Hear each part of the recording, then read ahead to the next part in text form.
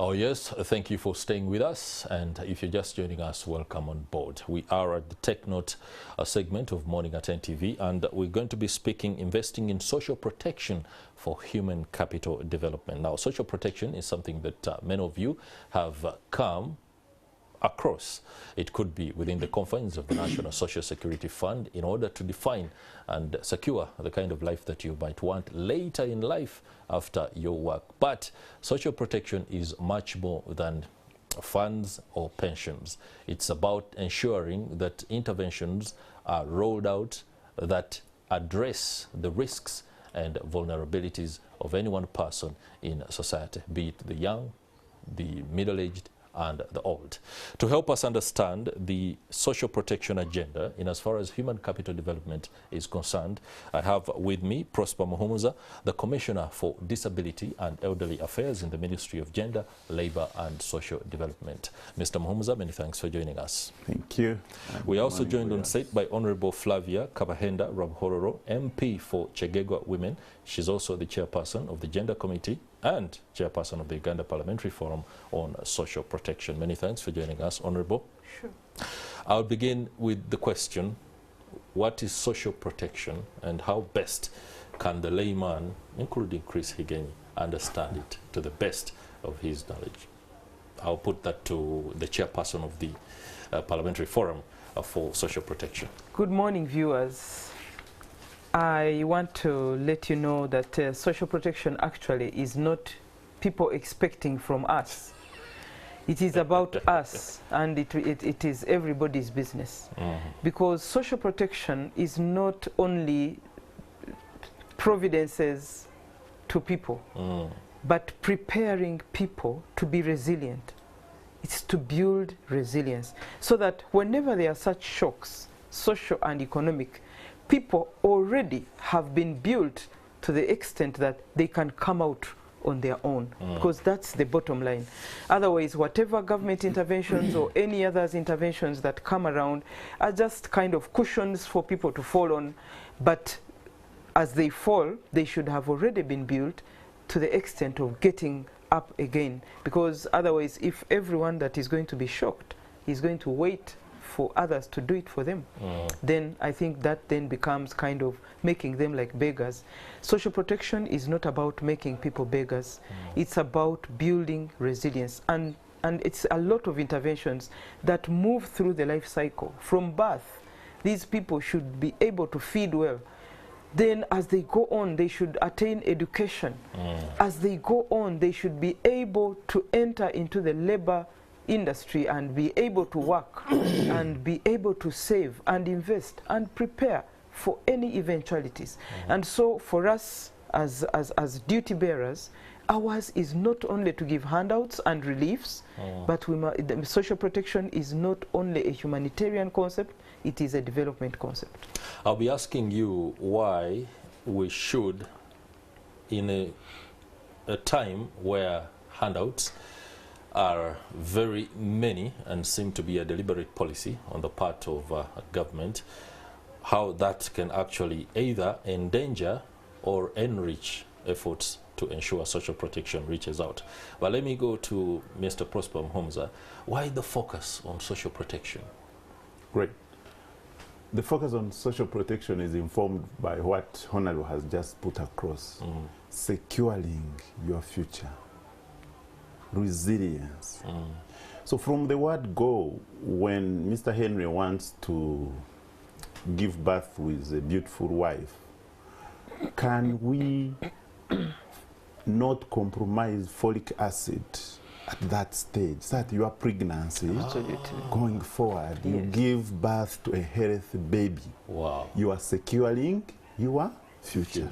You are avoiding handouts of going for surgery when in future your child gets hydrocephalus or spina bifida, courtesy of poor antenatal care. So it's a life cycle model from conception up to old age. So we are looking at this fetus before conception. A healthy pregnant mother gives birth to a healthy child We moved 5 years, we moved 15 years, we moved 35, we enter 60, and you are secure. Now, government comes in to cushion. Say, hey, wait a minute, there is drought in Karamoja. Now government comes in to give you a push. But yourself, culturally, we are supposed to have cushioned ourselves. So when government comes in with different programs, is ready to complement, is ready to supplement. And we are saying these are interventions aimed at addressing vulnerability. Actually, it's not addressing, preventing. You are preventing that shock, that risk. How can you mitigate it? How can you ensure that you're strong, your capacity at household level is at a certain level that if a shock came, you manage it. But when it's overwhelming, then government steps up. So that's what we are doing. And this should be predictable. It should be known. That's why we are talking about social pensions. When you see government giving some of the handouts, sometimes we don't call them core social protection. We call them compliments. Once in a while, government comes in. But if yourself, so look at this lazy gentleman who wakes up and goes to alcohol. Early in the morning, that's compromising social protection because you are not securing your future. This lazy lady in the village who fails to go very early to be in time for the season. That's right. And you leave others to go, you are compromising social protection. So social protection is private and public interventions aimed at preventing vulnerabilities and risks and ensuring that your life is secured, your income is secured, and you are resilient to ensure that you take on any challenge that comes into your life. Oh, very interesting there. What I pick is that it is not something people or a nation ought to wait for from the state or the government in question. It is something that is embedded within our cultural settings, that even you, as you're doing whatever you're doing, you must ensure that it is for the good of another person tomorrow. Interesting. Now, the challenge is when a government rolls out interventions that appear, as you say, complements to what ought to be done by other people out there, it begins to create a dilemma. How do people who are grappling with economic challenges in the face of handouts supposed to understand that this is actually not a handout, to the extent that you create a society that expects and misuses some of these interventions because the handout mentality is rampant? Yeah, I don't.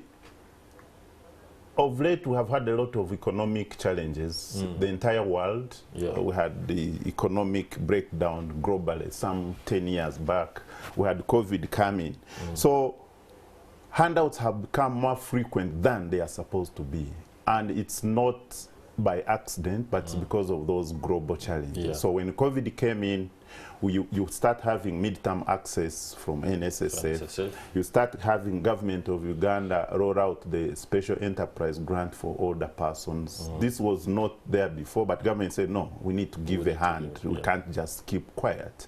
You had the grant for persons with disabilities. Government is like, some categories of society have been affected disproportionately than others, so let's really give a hand to these persons with disability. You have grants like child-sensitive social protection, so you are looking at this pregnant mother giving birth, but they are in this context of COVID. You're like, no, let's give a hand to this vulnerable group. So targeted handouts to cushion, to give a hand, have become more due to crises that we have had of recent, and I'm here to tell the public that we shouldn't misunderstand them to mean that government is replacing our responsibility to cushion ourselves, our responsibility to build the resilience, our responsibility to secure our households. Let me dwell on the government side of this particular rollout of social protection, and I'll return to the Honorable Flavia Kabahenda, Rwabuhoro. When it comes to delivering comprehensive social protection, there are a series of interventions. We've seen things happen in Uganda, initiatives rolled out. Some of them, we've misunderstood them completely. But within the workings of the Parliamentary Forum on Social Protection, and indeed the Gender Committee to which you sit, what is the delivery mechanism? Are we seeing targets being met, or new challenges begin to appear, and then you have to reconstruct the initiatives that you roll out? Just give us a brief on where we are. Yeah, I think Uganda is moving on well, and I want to remind you that Africa is very rich in the context of social protection, because we have always looked after the vulnerable people amongst us. That's right. As families, it is only getting broken by the mismatch in the interventions. But the ideal situation would be, first of all, the data. Because if data was not there or is not there, the interventions will be a bit scattered and jumbled. That's right. And I want to tell you that this government is doing a lot in terms of social protection, only that the synergy is what we lack. Because look at YLP, look at UWEP, look at PDM, look at Myoga, look at Wonabagagawale, look at all those we have been doing, look at SAGE, look at NUSAF, look at PRDP. All those are social protection interventions. But when we are calculating what government is doing against our budget, GDP, we seem to narrow the figure, because we don't seem to count all the interventions that government is doing. Even UPE is social protection, because they are trying to cushion the children of the poor to also access. And so government is doing a lot. We can only assist the government, first of all, by coming up with a business case. What do we lose when we don't do social protection? And then afterwards, try to aggregate all the social protection interventions into, okay, how much then does government put? Because if you calculated what PDM is putting now, it's a lot of money. And therefore, our percentage to GDP in investment in social protection would be higher than what we see now. So I want to commend government for their interventions, because they always come in whenever people have problems, but we don't want it to be a relief. We should not have this country as a relief country. Let us make social protection a development program that will walk this person from birth to death, and that people will live their lives knowing that even if I lost a job, after 3 months, I can fall somewhere and then pick up myself again and do things. So it is an obligation on us, first of all, to raise awareness that social protection is not coming as a begging spree. It is coming as an intervention to development, to make sure that the shocks don't shock our economy, and therefore people are prepared right away to face whatever shocks will come, that we have already built resilience amongst us. Okay. Prosper Muhumuza, let me give you a minute to update us on the elderly affairs issue. Recently there were concerns, they wanted a little bit more money. Has that been listened to? Thank you. Very quickly. Yes, SAGE program, we are focusing on over 300,000 people, paying them monthly, and they are saying 25,000 is small, we need to raise it. Discussions are underway, and we are sure when our fiscal space stabilizes, this is an answer that we should be able to put across. There are several other programs that I already mentioned, focusing on persons with disabilities, older persons who are below 80 years, NUSAF, and many others. But say that two things. One, studies conducted have shown that these social protection transfers in the next 10, 20 years, we are going to have a lot of returns on investment in terms of consumption capacity, in terms of local markets. Lastly, we have a challenge of mindset change. That all these transfers, which are supposed to improve people's well-being, some of them look at them as government handouts. And when you interpret them as handouts, they indeed dwindle very fast. But when you interpret them as something to secure your future, to build your resilience, any coin will count and will transform your life.